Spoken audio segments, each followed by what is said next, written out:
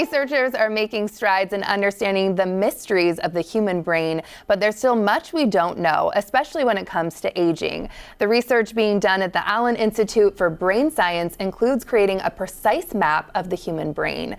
And the research findings on cells and how the brain works is the basis for developing treatments for conditions such as dementia and more. And no wonder AARP has teamed up with the Institute. AARP's Marguerite Rowe is here along with Institute scientist Kyle Travaglimini.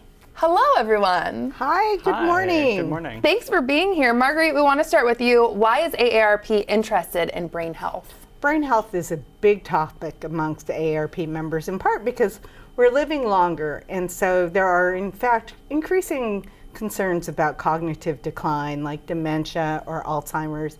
And you know, the brain is like any other part of our body.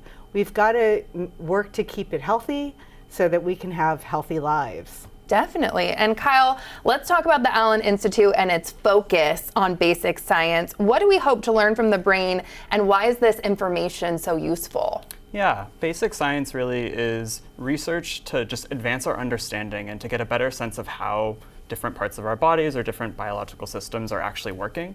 And so at the Institute, we wanted to create a parts list for the kinds of cells that are making up our brain, and then how they connect to one another and how they talk to each other to allow us to think, feel, and move. And I kind of liken it to an engine for a car. If something goes wrong with that, if you don't know anything about what the parts are or how they work and how they fit together, it'd be really difficult to actually fix it. And so that's what the Institute is trying to create, that basic map of just what's there and how is it working and how is it functioning in a typical kind of setting, which then sets the stage for how it changes in aging and disease. Gosh, I loved how you explained that for us. And your research is obviously huge. You know, like we talked about, people are living longer. How does aging affect the brain at a cellular level? Yeah, so one of the big findings from the atlas that we created of all the different kinds of cells is there are thousands of them, several thousands actually. And as we age, there are changes in how they're connected and how they're firing. And really, that's too big of a question to answer in such a short amount of time. It could be a whole lecture. I understand. But in aging, or in Alzheimer's disease, which is my main area of focus, we were actually able to identify a very particular kind of neuron in our brain that seems to be lost preferentially early in the disease.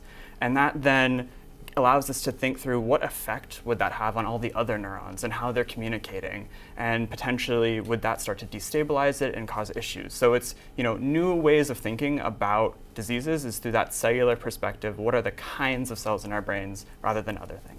Gosh, and obviously this is professional for you, but I hear you have a personal story too, if you don't mind sharing. Yeah, the reason why I got into Alzheimer's disease research is that when I entered college, my grandmother was diagnosed with Alzheimer's disease, and she passed away a few years ago now. And so it's something that is really motivating for me, and it's such a privilege to get to work on this kind of problem.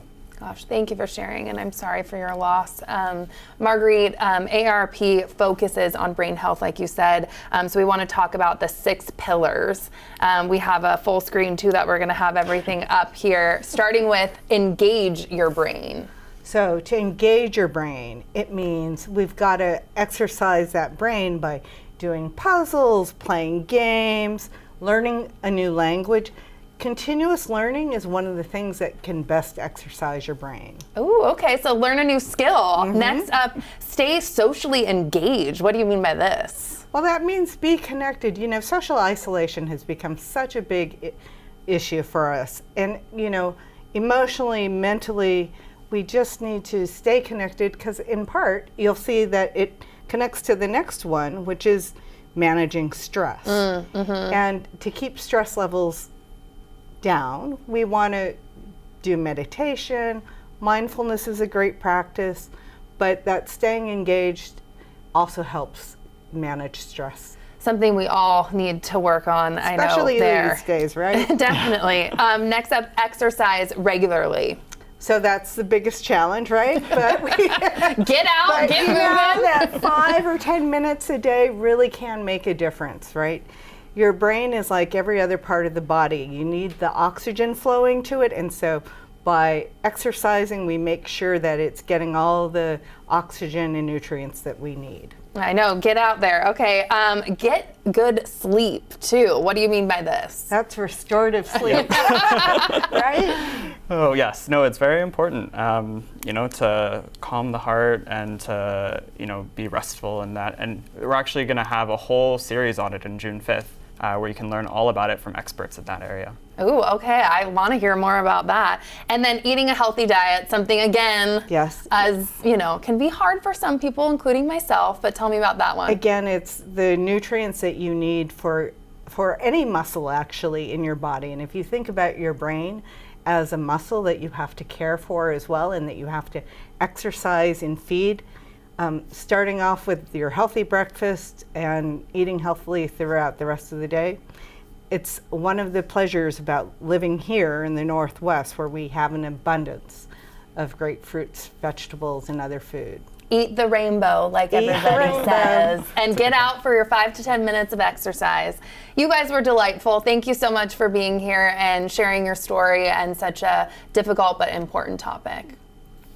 And there's so much more to say on this subject. Luckily, AARP, BECU, the Allen Institute, and the UW Memory and Brain Wellness Center are giving us that chance with a free online event June 5th. You'll have the opportunity to hear more from brain health experts, plus a chance to ask your own questions. The event is free, but pre-registration is required at aarp.org/caregivers WA. This portion of New Day Northwest is sponsored by AARP.